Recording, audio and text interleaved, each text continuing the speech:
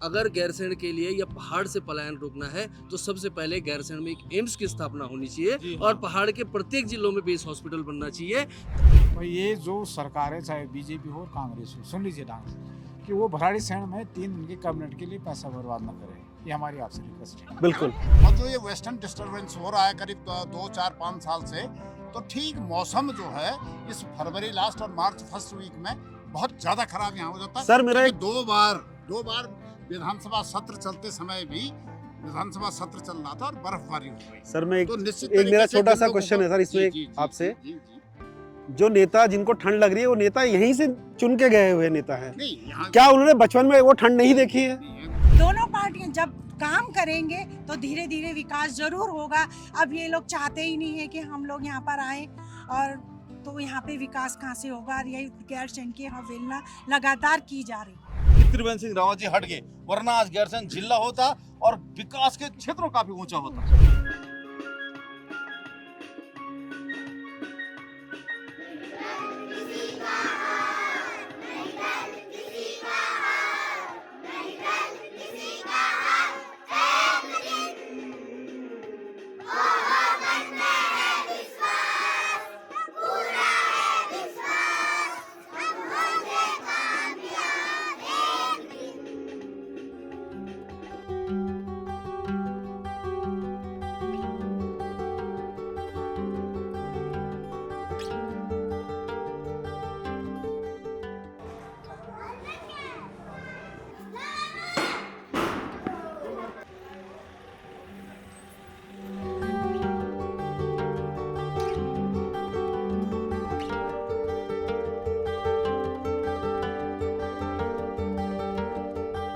नमस्कार, आप सभी का स्वागत है तीरंदाज लाइव में। मैं हूं अर्जुन रावत। क्या आपको ठंड लगती है? मेरा ये सवाल इसलिए है कि इस राज्य के जो नीति नियंता हैं, जिन पर यह जिम्मेदारी है कि वो इस राज्य के लिए नए अच्छे विधेयक बनाएं, इस राज्य के विकास का मार्ग प्रशस्त करें, उनको इस राज्य की ग्रीष्मकालीन राजधानी गैरसैंण में आने में ठंड लगती है। तो हमने कहा हालात का जायज़ा ग्राउंड पर जाकर लिया जाए। मैं गैरसैंण में हूँ इस समय और मेरे साथ गैरसैंण के कुछ लोग हैं, उनसे बात करेंगे कि ऐसा क्यों है कि हमारे नेताओं को गैरसैंण आने में ठंड लगती है, और क्या ये सिर्फ इसलिए है कि जो मूल मुद्दे हैं उनसे बचा जा सके, या पहाड़ के मुद्दों से बचा जा सके। पहाड़ में बहुत सारी चुनौतियाँ हैं, काम भी हुआ है, लेकिन कितना हुआ है ग्राउंड पे, कितना उसका असर है, वो भी बात करेंगे। आज तमाम सारे मुद्दों पर बात करने के लिए हम लोग गैरसैंण में हैं। तो हमारे साथ बहुत सारे लोग हैं। कुछ लोगों से मैं परिचित हूँ, कुछ लोगों को मैं पहली बार मिल रहा हूँ। हमारे साथ कांग्रेस से हैं कृष्णा निगी जी, जहाँ तक मैं जानता हूँ आप सचिव हैं जी, प्रदेश सचिव हैं, तो काफ़ी सीनियर हैं। हमारे साथ रामचंद्र गौड़ जी हैं, आप भाजपा से हैं, और बहुत सारे लोग हैं। पहले मैं आपसे पूछता हूँ, आप बताइए ये नेताओं को ठंड क्यों लगती है? इनको ठंड इसलिए लगता है कि पहाड़ में आएंगे तो वास्तविकता देखेंगे कि हमारे उत्तराखंड की क्या हालत है। ग्रीष्मकालीन राजधानी तो बना दी है, लेकिन इनके पास अब ये मुद्दे नहीं है कि हमने पब्लिक को झूठ बोल कर तो सत्ता में बैठ गए हम, लेकिन उनके वादों को पूरे किस प्रकार से करें, क्योंकि इनकी तो सारी व्यवस्थाएं देहरादून में चकाचक चल रही है। पहाड़ में किस लिए आएंगे? पहाड़ में न स्वास्थ्य व्यवस्थाएं हैं, न शिक्षा व्यवस्थाएं हैं, रोड की हालतें बदतर हैं, जितने भी आपदाएं हैं किसी में भी कोई मंत्री या कोई विधायक पहुंचता नहीं है समय पर। आपने देखो कि इससे पहले रोड के लिए कई दिन तक भूड़ हड़ताल में लोग बर्फ में बैठे रहे। 15-20 दिन बाद सरकार को चेतना आई, उसके बाद 2 विधायक बैठे। अब 15-20 दिन बाद आश्वासन दे रहे हैं कि हम रोड अब बनाएंगे, जबकि वहाँ कोई दिक्कत नहीं थी। ये सरकार की, चाहे कांग्रेस हो चाहे बीजेपी हो, केवल एक चाल है गैरसैंण को मुद्दा बनाने का, बाकी कोई विकास नहीं है। मैं आपके माध्यम से आपसे निवेदन करूंगा कि आप सरकार तक मेरी ये बात अवश्य रखें कि गैरसैंण को अगर विकास की ओर बढ़ाना है तो सर्वप्रथम इसको जिला घोषित करे सरकार। आप ग्रीष्मकालीन के नाम पे यहाँ ना आए, करोड़ों रुपए खा जा रहे हैं, बकरे पे बकरे डकार जा रहे हैं मंत्री लोग। दारू की पेटियां खुली है, जो दारू का हमने नाम नहीं सुना है, ऐसे चल रहे हैं। कर्मचारी हमारे परेशान हो जाते हैं इनके 3 दिन में, और ये ऐश करके चले जाते हैं। विकास कुछ भी नहीं, विकास में कुछ भी नहीं। जब गैरसैंण एक भावनात्मक मुद्दा है, इस राज्य का आंदोलन गैरसैंण को केंद्र में रख के लड़ा गया, उसके बावजूद ऐसा क्यों है कि गैरसैंण उस तरह से प्राथमिकता में नहीं है जैसा उसे होना चाहिए था। हाँ, गैरसैंण में थोड़ा बहुत परेशानी है हम लोगों को, हॉस्पिटल की है, तो वो भी धीरे धीरे हो जाएगा, ऐसी बात नहीं, लेकिन ये परेशानी तो बहुत लंबे समय से है ना। नहीं है लंबे समय से, लेकिन यहाँ पे जो अभी इतनी सुविधा है नहीं ना, अभी कोई डॉक्टर लोग आ रहे हैं, करा रहे हैं ना, सरकार करा रही है, ऐसी बात नहीं है, हो रही है। और उन्होंने बोल भी रखा है कि अभी बन रहा है हॉस्पिटल, बनना आप तो देख सकते हैं कि हॉस्पिटल तो बन रहा है, जैसे बनेगा, अगर उसके बावजूद नहीं आएंगे तो हम पार्टी के साथ होने के बावजूद भी हम उनके खिलाफ चल जाएंगे। हमारा ये है, ये थोड़ी कि हम पार्टी में है तो हम उनके साथ देंगे, गलत में नहीं देंगे, लेकिन अच्छा काम कर रही है फील्ड में, ऐसी बात नहीं। हाँ, आप कह रही हैं कि सरकार अच्छा काम करे, लेकिन अगर कुछ गलत करेगी तो हम उसके साथ नहीं देंगे। हाँ जी, बिल्कुल। सर, मैं आपसे ये जानना चाहता हूँ, जब ये गैरसैंण इतना भावनात्मक मुद्दा रहा, तो आज ऐसा क्यों है कि इस राज्य के 24 साल में गैरसैंण हमारी प्राथमिकताओं में नहीं दिखता है? नहीं, सरकार की प्राथमिकता में है गैरसैंण, और इसीलिए मैं तो अभी भी बात कर रहा था, 9,000 करोड़ रुपए आपकी इस रोड के लिए दे दिया गया, जो स्वीकृत है, और इसमें मेरी समझ से टेंडर लग चुका है, और बहुत जल्दी ये रोड बनने वाला है, डबल लाइन ये रोड बनने वाला है। गैरसैंण की मूलभूत समस्या थी पेयजल, और ये मार्च से पेयजल की परेशानी बढ़ जाती थी। 4.5 करोड़ रुपए इसी वर्ष आवंटित करके मेरी समझ से उसमें 5 किलोमीटर पाइपलाइन बिछ गई है, जो कि अगले माह अप्रैल में पानी गैरसैंण को उपलब्ध हो जाएगा। गैरसैंण स्टेशन से आपके GNBN तक ये सड़क की हालत बहुत बुरी थी। निश्चित तरीके से इसको 1 करोड़ रुपए से ज्यादा दिया गया, ताकि ये सुगमता के साथ इसमें लोग रह सके और अपना आना जाना निरंतर कर सके। ऐसा नहीं किसी में नहीं, जो तो ठंड लगने वाली बात आई, इसमें कुछ मूलभूत समस्याएं हैं, और जो ये वेस्टर्न डिस्टर्बेंस हो रहा है करीब 2, 4, 5 साल से, तो ठीक मौसम जो है इस फरवरी लास्ट और मार्च फर्स्ट वीक में बहुत ज्यादा खराब यहाँ हो जाता है। सर, मेरा दो बार विधानसभा सत्र चलते समय भी विधानसभा सत्र चल रहा था और बर्फबारी हो गई। सर, मैं तो निश्चित एक मेरा तरीके से छोटा जिन सा लोगों क्वेश्चन को- है सर इसमें जी, आपसे, जी। जो नेता जिनको ठंड लग रही है, वो नेता यहीं से चुन के गए हुए नेता हैं। नहीं, यहाँ क्या उन्होंने बचपन में वो ठंड नहीं देखी है? आप- जो लोग यहाँ रह रहे हैं, क्या उनको ठंड नहीं लगती है? तरीके से अरे सुनिए, तो ऐसा है, भाजपा और कांग्रेस दोनों के विधायकों ने इसमें किया है, 45 लोगों ने किया है, ऐसा नहीं है कि उसमें भाजपा के लोग, लेकिन जो यहाँ से गए हैं ना पहाड़ों से, और ये सीमांत क्षेत्र से जो गए हैं ना, उन लोगों ने नहीं किया। हमारे इस जिले के, हमारे इस जनपद के एक विधायक ने, अभी आपको मैं वो पत्र भी दिखा सकता हूँ, हमारे इस जनपद के विधायक ने लिख के दिया है विधानसभा अध्यक्ष को कि इस पे पुनर्विचार किया जाए और सत्र जो है भराड़ीसैंण में चलाए जाए।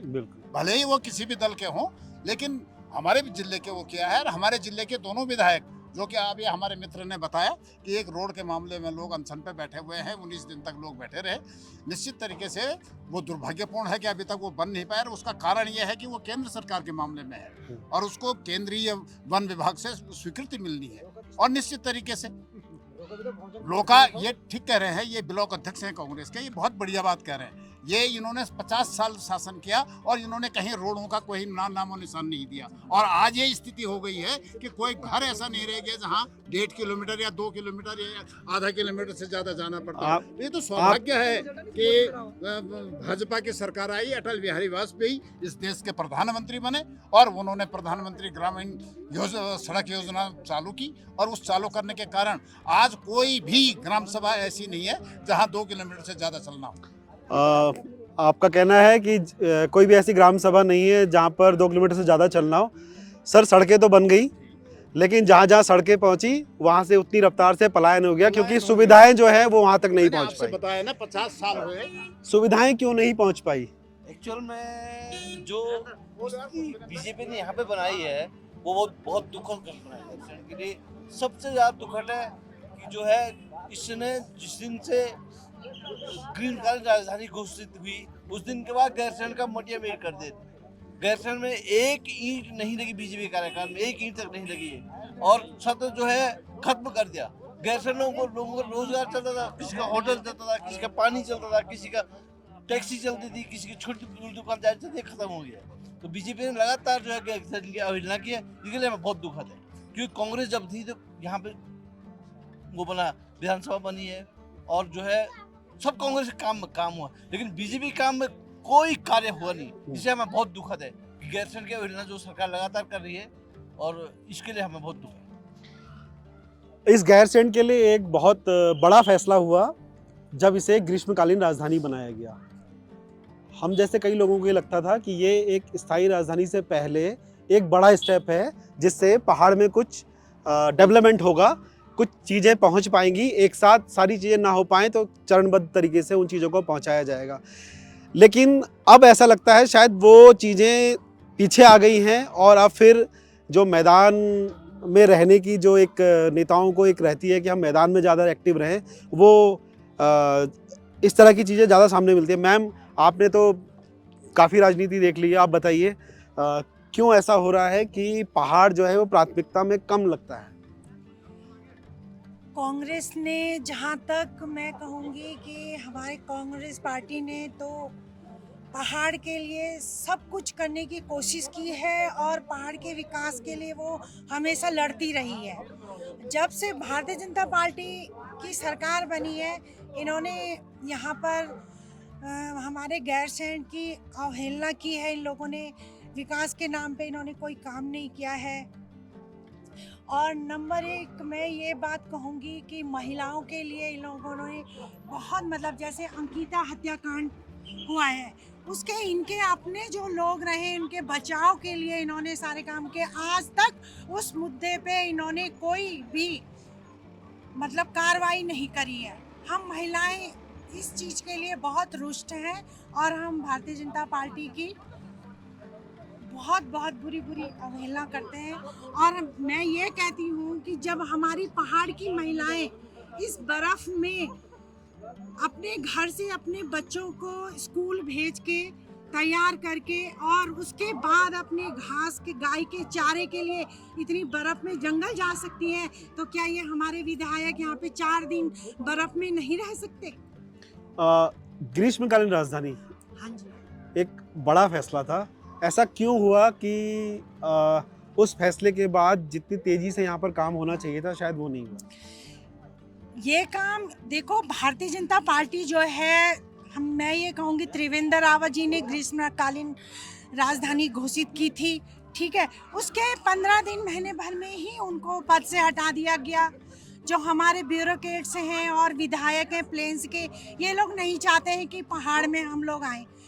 जैसे देहरादून है, देहरादून में भी कोई सुविधाएं पहले थोड़ी उपलब्ध थी, धीरे धीरे करके हर चीज़ आज देहरादून में उपलब्ध है, सब चीज़ सुविधाएं हैं। तो उसी तरह से हमारे पहाड़ों में भी धीरे धीरे अगर सरकार काम करेगी, चाहे भारतीय जनता पार्टी हो चाहे कांग्रेस की सरकार हो, दोनों पार्टियां जब काम करेंगे तो धीरे धीरे विकास ज़रूर होगा। अब ये लोग चाहते ही नहीं है कि हम लोग यहाँ पर आएँ, और तो यहाँ पे विकास कहाँ से होगा? और यही गैरसैंण की अवहेलना लगातार की जा रही है। गैरसैंण को लेकर एक मोमेंटम बना था ग्रीष्मकालीन राजधानी के फैसले के बाद। उस फैसले को बहुत लोगों ने, और ये दलगत राजनीति से ऊपर उठकर बहुत सारे लोगों ने इस फैसले का काफ़ी इस पर जिसे कहना चाहिए ना कि खुशी जताई थी। लेकिन क्या अब लग रहा है आपको 2-3 साल में मुद्दा जिस तरह से अब सत्र नहीं चल रहा है या प्रायोरिटीज़ थोड़ा सा प्राथमिकता में नहीं दिख रहा आपको, आप क्या कहेंगे? मैं ये बताना चाहता हूँ, पहले इतिहास खंगाल लें, उसके बाद हमको बातें करनी चाहिए, विषयों के बारे में बोलना चाहिए। उत्तराखंड राज्य जो बना, गैरसैंण उसका मध्य केंद्र बिंदु था आंदोलन का, उसके नाम पे ये उत्तराखंड राज्य बना। और ये राज्य जो दिया माननीय स्वर्गीय अटल बिहारी वाजपेयी जी की देन थी, भाजपा की सरकार थी। और उसके बाद राजधानी की बात भी गैरसैंण ने की थी, आंदोलन भी भाजपा के लोगों ने ही इसके पहल को तेजी से आगे बढ़ाया, और ग्रीष्मकालीन राजधानी भी हम ही ने बनवाई। आज मैं उन शहीदों को भी नमन कर रहा हूँ कि उनके जो सोच थी, समझ थी, उन सपनों को पूरा करने का काम अगर किसी सरकार ने किया है तो भारतीय जनता पार्टी की सरकार कर रही है। दूसरी बात, ये जो ठंड का विषय आप बता रहे हैं, ऐसा कुछ नहीं है। आचार संहिता बहुत जल्दी लगने वाली है और विकास का पूरा प्रदेश का मामला है। विकास के ऐसे कार्य लंबित पड़े हुए हैं जिनको बहुत कम समय में माननीय धामी सरकार को निपटाने हैं, और उन कार्यों को निपटाने के चक्कर में, उन विकास कार्यों को आगे बढ़ाने के उपलक्ष्य में ये समय की बाध्यता को देखते हुए सत्र को वहीं कराया जा रहा है कि जिससे आने वाले दिनों में विकास कार्य अवरुद्ध ना हो। और गैरसैंण का तो संपूर्ण विकास किया है और हमारी सरकार ने किया है, हम बड़े गर्व के साथ कह सकते हैं। और हमारी सरकार में गरीबों के हितों को लेकर, गैरसैंण के जन हित के मुद्दों को लेकर हमेशा सरकार संवेदनशील रही है और वो सतत प्रक्रिया जानती है गैरसैंण को किस प्रकार से हम आने वाले वर्षों में विकास की धुरी पर लेके जाएंगे। इन कामनाओं के साथ हमारी धामी सरकार काम कर रही है और ये लोग विपक्ष के लोग बिना बात के हंगामा करके विकास कार्यों में अवरुद्ध पैदा करते हैं। क्या वाकई ऐसा है? आपको विकास जितना होना चाहिए था गैरसैंण का वो हुआ है? माननीय त्रिवेंद्र सिंह रावत जी जो पूर्व में इस प्रदेश के मुख्यमंत्री रहे, माननीय त्रिवेंद्र सिंह रावत जी ने गैरसैंण को अपना घर जैसे समझा और गैरसैंण को प्रथम वरीयता में ग्रीष्मकाल, जो हमारा मैन्युफैक्चर था कि हम गैरसैंण को ग्रीष्मकालीन राजधानी बनाएंगे, तो हमारे माननीय त्रिवेंद्र सिंह रावत जी ने गैरसैंण को ग्रीष्मकालीन राजधानी की नींव रखी।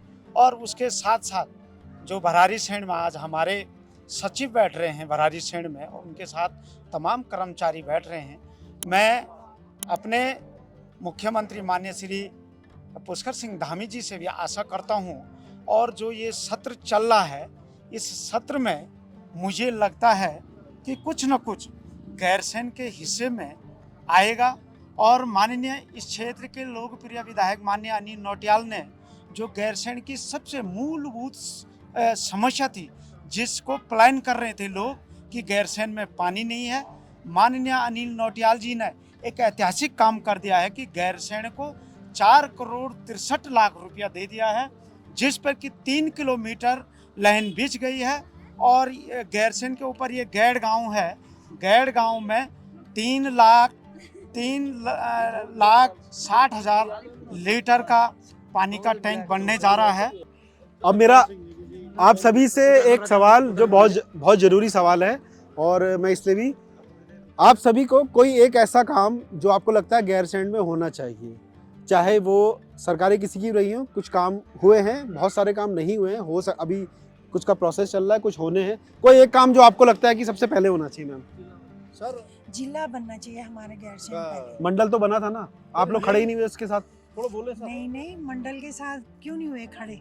कहाँ खड़े हुए? फैसला वापस हो गया। फैसले तो बीजेपी सरकार ने ही किया था ना वापस, भी तो जिसने मंडल बनाया वही निकल गए। उस मंडल का क्या करना था? उस समय जिसने मंडल की घोषणा की वो मुख्यमंत्री रहा ही नहीं उसके बाद मंडल बना के। जो हमारे त्रिवेंद्र सिंह रावत जी थे गैरसैंण के हित में बहुत अच्छे थे, लेकिन उनका गलत उपयोग किया गया बीजेपी के द्वारा, इसलिए उनको हटाया गया। उनने 8 मार्च या कभी यहाँ मीटिंग थी, उस दिन उनको गैरसैंण जिला घोषित करना था, लेकिन उनको रात सुबह सीधा दिल्ली बुला दिया माननीय मोदी जी के द्वारा, उनके बाद तुरंत हटा दिया उनको पद से। यही हमारा सबसे बड़ा दुर्भाग्य है कि त्रिवेंद्र सिंह रावत जी हट गए, वरना आज गैरसैंण जिला होता और विकास के क्षेत्रों काफी ऊंचा होता। कि जब तक हमारे त्रिवेंद्र सिंह रावत जी सत्ता पर थे तो सभी लोगों ने, आप ही लोगों ने उन पे आरोप लगाया था। हमने नहीं लगाया, मुख्यमंत्री से हटे। उन्होंने मंडल घोषित किया था, सारे गैरसैंण के लोगों ने उनका स्वागत किया। हमारे कहने से बधाई हो आपको, जो हमारे कहने से मुख्यमंत्री बदल रहे, इसको भी बदल दो, धामी को भी बदल दो। गैरसैंण का बहुत बुरा हुआ। गैरसैंण नंबर 1 आदमी त्रिवेंद्र रावत थे, वही गैरसैंण के सड़क जो दावेदार थे। इस समय यदि त्रिवेंद्र रावत है तो गैरसैंण का पूरा हो ही नहीं सकता। त्रिवेंद्र रावत के जाने के बाद गैरसैंण आधा हो गया। हम तो चाह रहे हैं हमारा है कि यहाँ राजधानी बने ना बने, भाई ये जो सरकार है चाहे बीजेपी हो और कांग्रेस हो, सुन लीजिए ढंग से कि वो भराड़ीसैंण में 3 दिन की कैबिनेट के लिए पैसा बर्बाद न करे, ये हमारी आपसे रिक्वेस्ट है। बिल्कुल करोड़ों रुपया खड़ा होता, जो ब्रेटिंग बढ़ा रहे हैं 1-1 करोड़ का 60-60, 80-80 लाख का जो है कि इन माफियाओं को फायदा हो रहा है, और उसका जो है कि बर्बाद जो है सर हम लोगों को पड़ा। महंगाई, टमाटर 80 हो जा रहा है, प्याज 50 हो जा रहा है, उसी कारण हो रहा है। इसलिए वो कैबिनेट वहीं करे देहरादून के अंदर, यहाँ भराड़ीसैंण में कैबिनेट करने की जरूरत नहीं है। ये मेरे आपके और 3 दिन के लिए ये मेरी आपसे रिक्वेस्ट है और आपके चैनल से। बैठना तो 6 महीने बैठ रहे।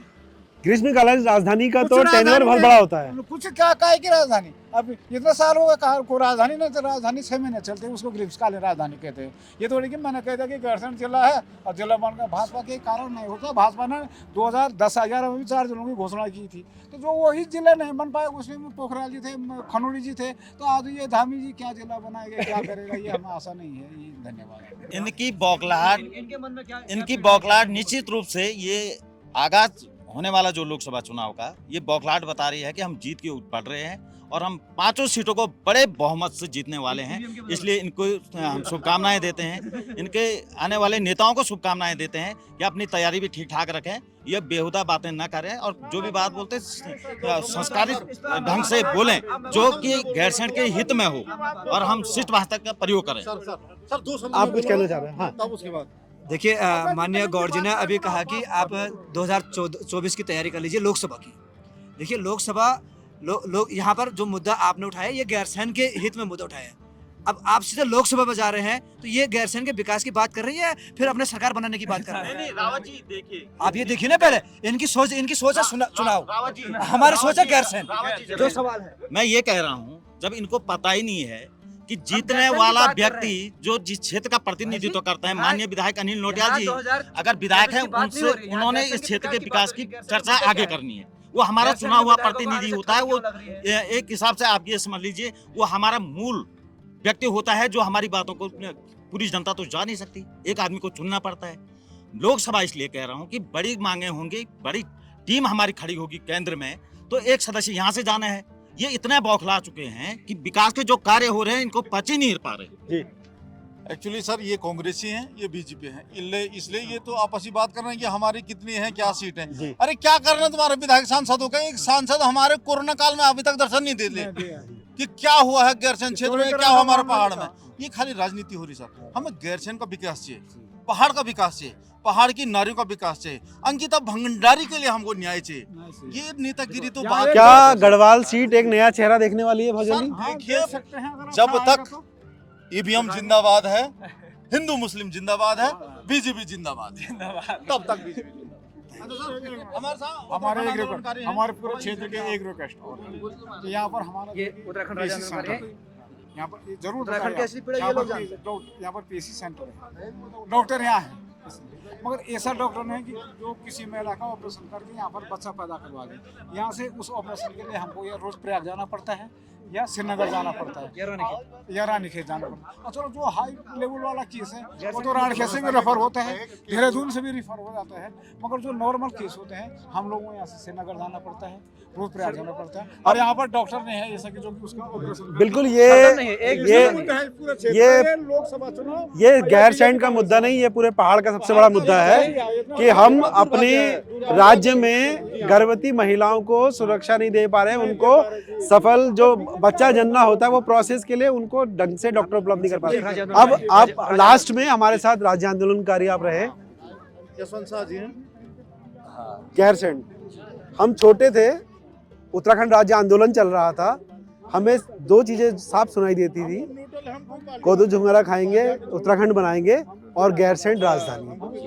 राज्य बन गया, 24 साल हो गए, गैरसैंण ग्रीष्मकालीन राजधानी बनकर रह गया और जो अब हाल है वो हमने देखा है। क्या कहेंगे?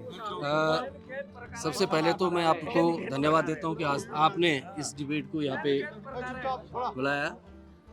एक्चुअली जब हम उत्तर प्रदेश में थे तो पहाड़ का जब विकास नहीं हो पा रहा था तो पहाड़ की पीड़ा को समझते हुए उत्तराखंड एक आंदोलन हुआ और गैरसैंण उसके केंद्र बिंदु में था। और हमारे लोगों का ये सपना था कि गैरसैंण उत्तराखंड राज्य बनेगा तो उत्तराखंड का विकास होगा, गैरसैंण में राजधानी बनेगी तो एक विकेंद्रीकृत विकास होगा और सेंटर से जब विकास फैलता है तो चारों तरफ को जाता है। आज तो विकास एक कोने पे रह गया है देहरादून में और वहीं से मैदानी इलाकों का ही विकास हो रहा है। तो हमारी एक पीड़ा थी कि हम गैरसैंण को राजधानी बनाएंगे और आपने कहा कोदा झुंगोरा खाएंगे, उत्तराखंड बनाएंगे। तो आज बड़ा दुर्भाग्य है कि कोदा झुंगोरा खाने के बाद ये उत्तराखंड राज्य बना। तो हमारे जो विधायक उस समय आंदोलन में सक्रिय थे और कहते थे कि हम पहाड़ की राजधानी पहाड़ में बनाएंगे, बड़ा दुर्भाग्य है कि आज उनको ठंड लग रही है और आज वो विधानसभा का सत्र चलाने के लिए अपने स्वास्थ्य कार्यों को ये कर रहा है। हमारे पहाड़ के जो स्वास्थ्य की समस्या है तो मैं समझता हूँ पहाड़ से पलायन का जो सबसे बड़ा कारण है वो स्वास्थ्य है।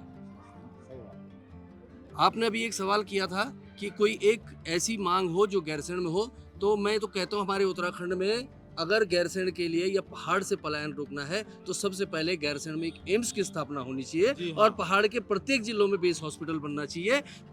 स्वास्थ्य में सबसे ज्यादा परेशानी होती है। बिल्कुल। यहाँ से गर्भवती महिलाएं जाती हैं, आधे रास्ते में दम तोड़ देती हैं। किसी के रास्ते में डिलीवरी हो जाती है, कोई बहुत बड़ी डंडी कंडी में हमारे पहाड़ से आते हैं, तो सबसे बड़ी समस्या स्वास्थ्य की है। एक एम्स यहाँ खोल दे, सितारगंज में एम्स बन रहा है, सारी यूपी के लोगों को फायदा हो रहा है। ऋषिकेश में एम्स है, सारे यूपी के लोगों को फायदा, हमारे पहाड़ के लोग तो वहाँ जाते जाते मर जा रहे हैं। बिल्कुल। यहाँ से कोई ऐसी फैसिलिटी है नहीं कि हम सीधे एम्स में अपने वो कर सकते, तो पहाड़ के केंद्र में एक एम्स बन जाए। मैं आपके माध्यम से हमारे यहाँ पे सत्ता पक्ष के और विपक्ष के लोग हैं, आप सब एक आपसे भी रिक्वेस्ट करूँगा कि यहाँ पे स्वास्थ्य सुविधाओं अच्छी हों, हमारी सड़कें अच्छी हों, स्वास्थ्य शिक्षा सब अच्छी हों, और इसलिए हमारे पहाड़ के शहीदों का सपना साकार हो, ये हम कहना चाहते हैं। इसीलिए जो है गैरसैंण जो है ठंड लग रही है, क्योंकि यहाँ पर सारी मूलभूत सुविधाओं से अभी हम अछूते हैं। इसलिए विधायकों को लगता है कि भाई अगर हम वहाँ सत्र कराएंगे, 6 महीने यहाँ बैठेंगे, तो कहीं यहाँ कोई हमें बोल ना दे कि भाई कोई हमें रोक ना दे, कोई रोक करके कोई मार, क्योंकि पहाड़ों के लोग हैं, पहाड़ों के लोग थोड़ी तीव्र प्रवृत्ति के होते हैं, वो मारने में भी देरी नहीं करते हैं, क्योंकि विकास तो हो नहीं रखा है। विकास नहीं होगा तो गुस्सा तो फूटेगा ही। अब गुस्सा किसी के सर में फूट सकता है, अधिकारी के सर में फूटेगा, नेता के सर में फूटेगा, इसलिए उनको यहाँ ठंड लग रही है, डर के मारे ठंड लग रही है। तो ये डिबेट कराने का मकसद यही था, एक तो ये बताना कि भले ही मौसम की दुश्वारियां होंगी, लेकिन अगर आपके अंदर कुछ काम करने का जोश है, जुनून है, तो आपको ठंड लग ही नहीं सकती है। अगर आपके मन में उद्देश्य है कि हमें इस राज्य को विकसित बनाना है, सबसे आगे ले जाना है, तो ठंड लगने का सवाल ही नहीं होगा। इसीलिए हम देहरादून से गैरसैंण पहुँचे